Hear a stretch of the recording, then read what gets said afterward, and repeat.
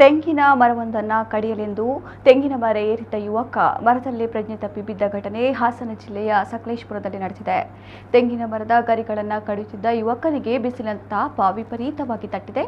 ತೆಂಗಿನ ಮರದ ಗರಿಗಳನ್ನು ಸಂಪೂರ್ಣ ಕಡಿಯುತ್ತಿದ್ದಂತೆ ಯುವಕ ಬಿಸಿಲಿಗೆ ತಲೆ ತಿರುಗಲು ಆರಂಭಿಸಿದೆ. ಈ ವೇಳೆ ಮರದ ಗರಿಗಳ ಮೇಲೆ ಒರಗಿದ ಆತ ಅಲ್ಲೇ ಪ್ರಜ್ಞೆ ಕಳೆದುಕೊಂಡಿದ್ದಾನೆ. ಇದನ್ನು ಗಮನಿಸಿದ ಸ್ಥಳೀಯರು ಆತನ ರಕ್ಷಣೆಗೆ ಮುಂದಾಗಿದ್ದಾರೆ. ಆದರೆ ಎತ್ತರದ ಮರದಿಂದ ಆತನನ್ನು ಇಳಿಸುವುದು ಅಷ್ಟು ಸುಲಭವಲ್ಲದ ಕಾರಣ ಅಗ್ನಿಶಾಮಕ ದಳದ ಮೊರೆ ಹೋಗಿದ್ದಾರೆ.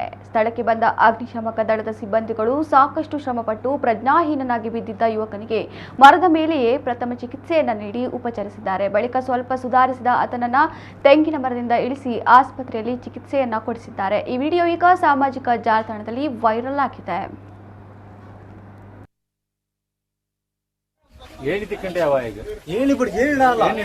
ಯಾವುದೇ ಸಾಧ್ಯ ಇಲ್ಲ ಸರ್, ಅವ್ರಿಗೆ ಹೇಳಿ ಏನಿಲ್ಲ ಸಾಧ್ಯ ಇಲ್ಲ.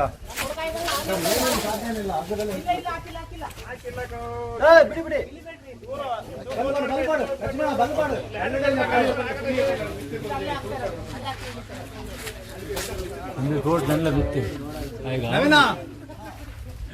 ಇದೀನಿ ಅಲ್ಲೇ ತೂಗ ಹಾಕೊಂಡು ಹೇಳಿ ಏನಿಲ್ಲ ಇಲ್ಲಿ ಬೇಡ, ಏನಿಲ್ಲ ಇಲ್ಲಿ ತೂಗ ಹಾಕೊಂಡು ಹೇಳಿ, ತೂಗ ಹಾಕೊಂಡೆ ಇದಕ್ಕೆ ರಿಂಗ್ ಸಿಕ್ತು ನಾವ್ ಇಳಿಸ್ತೀವಿ.